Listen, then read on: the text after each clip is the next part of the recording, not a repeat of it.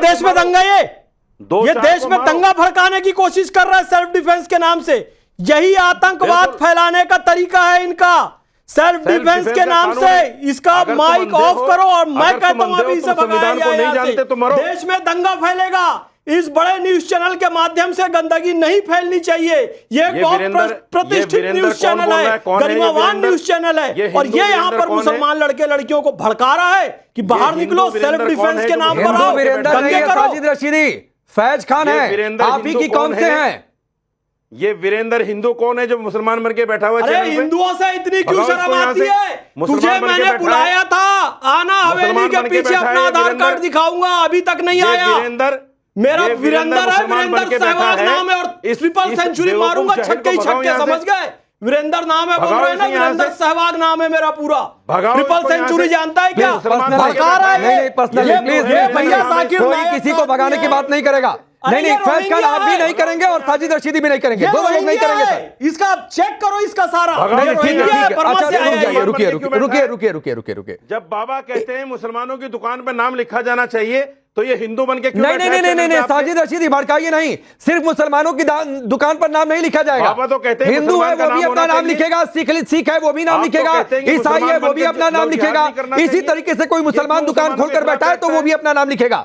तो ये मत कहिए कि ये सिर्फ मुसलमानों के लिए फैसला है, तो ये एक तरफा एजेंडा, प्रोपेगेंडा, भड़काऊ बातें मेरे सामने मत किया करिए। अब रुक जाइए, गुरु प्रकाश पासवान जी, आप देखिए इस देश में, रुकिए साजिद रशीदी प्लीज समझिए।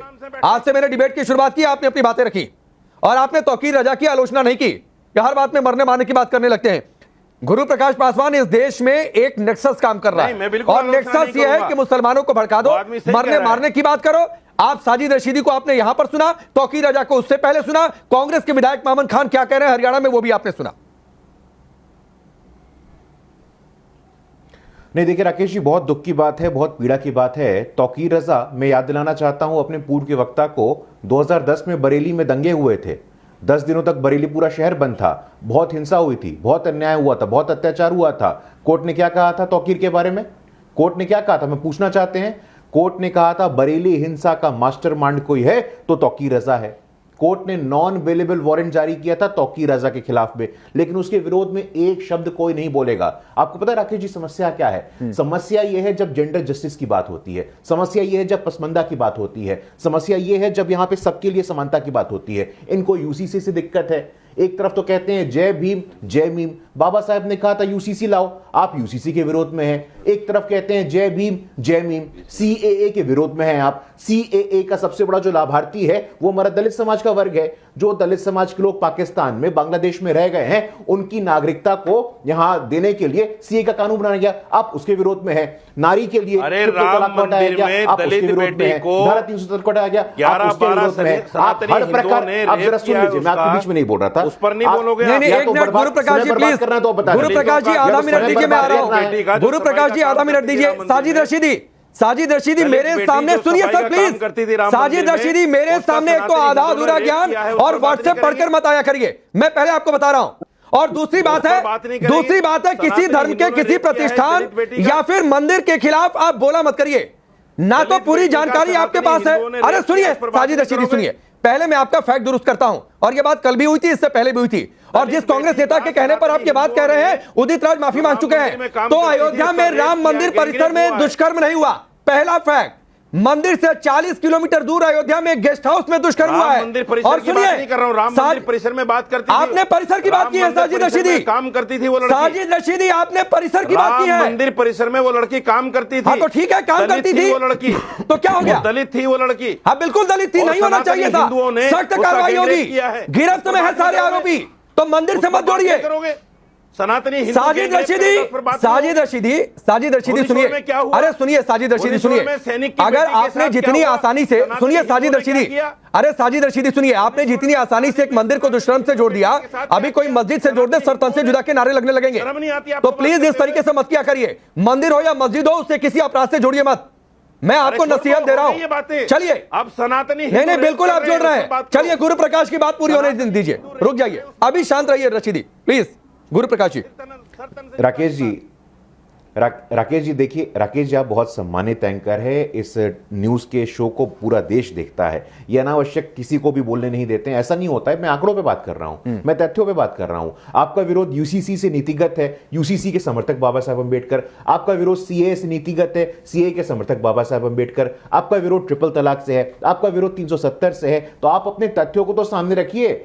शुद्ध रूप से, तर्क के रूप से, तथ्यों के रूप से स्थापित हो चुका है कि मोदी जी के शासन में 40% अधिक मुसलमान समुदाय की महिलाओं को शिक्षा प्राप्त हुई है। लेकिन आपको स्वीकार नहीं है बात। आप आज भी दकियानूसी विचार रखना चाहते हैं, जो विचार मुस्लिम राष्ट्रों में नहीं है। आप आज भी महिलाओं को हिजाब के पीछे रखना चाहते हैं। आप आज भी मुसलमान महिलाओं को पर्दा के पीछे रखना चाहते हैं। आप आज भी मुसलमान समाज के पसमानदा लोगों को, मुसलमान समाज के पिछड़े लोगों को सामने नहीं आने देना चाहते हैं। जो 9,60,000 एकड़ की जमीन है, वो चाहते हैं कि कुछ मुसलमान परिवारों के कब्जे में रहे। लेकिन ऐसा नहीं होगा। आपको दंगा भड़काना है, आपकी हिम्मत नहीं है। आप संविधान के ऊपर नहीं है। इस देश में संविधान है, इस देश में शरिया नहीं है। और संविधान की नजरों में सब बराबर है। पुरुष हो, महिला हो, पसमानदा हो, सवर्ण हो, सब बराबर है। और बाबा साहेब का संविधान सर्वोपरि है। ठीक है, आदिल हसन, रशीदी जी आऊंगा, रुक जाइए, अपनी बारी का इंतजार करिए सर। ऐसा नहीं कि बैकग्राउंड कमेंट्री शुरू करते रहेंगे।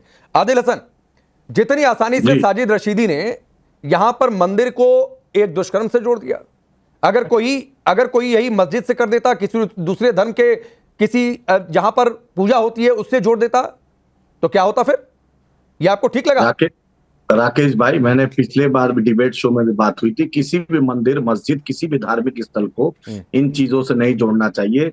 आप अगर मंदिर और मस्जिद पे बार बार कंपैरिजन नहीं कीजिए। ये सबकी आस्था की चीज है, सबके सेंटिमेंट जुड़े हैं, सब धर्मों की इज्जत करना चाहिए। लकुम दीनकुम वलिया दीन, ला इकराह फिद्दीन, कुरान का इंपॉर्टेंट वर्सेस है। आप अपने, हम तो बार बार आपके चैनल पे पिछले बार भी मैंने बोला था कि भाई किसी मस्जिद और मंदिर को आप नहीं समझते ना, साजिद रशीदी जैसे लोग बहुत आसानी से जोड़ देते हैं आदिल।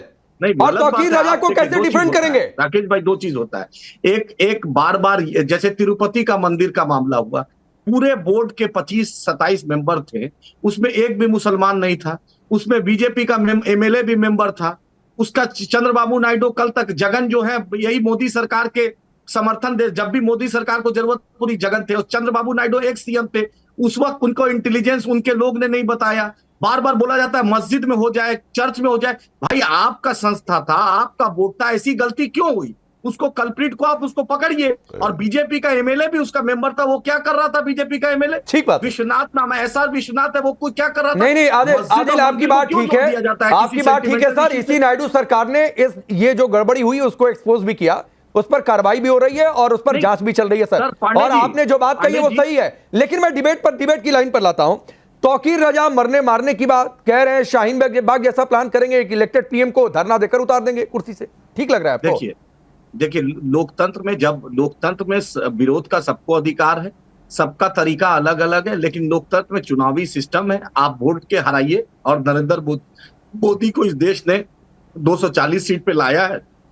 आपने देखा जब भाजपा सरकार, शिंदे जो हैं, एकनाथ शिंदे जब रामगिरी को संरक्षण देंगे, जब नीलेश राणे को संरक्षण देंगे, तो लोग, अब मेरे प्रॉफिट नबी सल्लल्लाहु अलैहि वसल्लम पर, उस पर अगर कोई बोलेगा तो भाई जज्बात होगा ना। हम तो अपने वजूद की लड़ाई लड़ेंगे ना इस देश में। नहीं तो ठीक बात है, तो वजूद की लड़ाई संवैधानिक तरीके से लड़ेंगे, भावनाओं की लड़ाई संवैधानिक तरीके से लड़ेंगे कि मरने मारने की बात करके लड़ेंगे? आदिल, मेरा ये सवाल है। राकेश भाई, अपने नबी के लिए, अपने आप को मारने के लिए, जान देने के लिए तैयार है। अरे आदिल प्लीज समझिए, नबी के खिलाफ कोई भी कुछ भी कहेगा ये बर्दाश्त नहीं है इस देश में, और हम कभी उसका समर्थन नहीं कर सकते हैं। लेकिन इसका मतलब नहीं है कि मरने मारने की बात होगी इस देश में। इसका मतलब नहीं है कि सड़क पर उतरकर हिसाब करने की बात होगी। राकेश जी, महाराष्ट्र सरकार ने क्यों नहीं लिया? और अभी तो सर जाइए ना, अदालत में, पुलिस है, अदालत है, आपका लोकतांत्रिक विरोध प्रदर्शन का अधिकार है, वो भी ठीक है। राकेश भाई, करिए संवैधानिक अधिकारों का इस्तेमाल। हाजी ना, मैं आ रहा हूं। 80 एफआईआर हुआ है रामगिरी पर, नीलेश राणे पर एफआईआर हुआ, कोई एक्शन महाराष्ट्र सरकार ने। तो सर जाइए ना अदालत में कि एफआईआर हो रहा है, नहीं एक्शन हो रहा है, कि आप एफआईआर करेंगे, आज सड़क पर उतरकर नीलेश राणे के खिलाफ हिसाब करेंगे। सर, गुरु प्रकाश पासवान की बात कर रहे हैं। एक भी पासवान एमएलए एमपी नहीं है केंद्र सरकार में, एक मुसलमान एमपी मिनिस्टर नहीं है, ठीक है सर, एक पासवान नहीं है इनके पास मिनिस्टर एमएलए।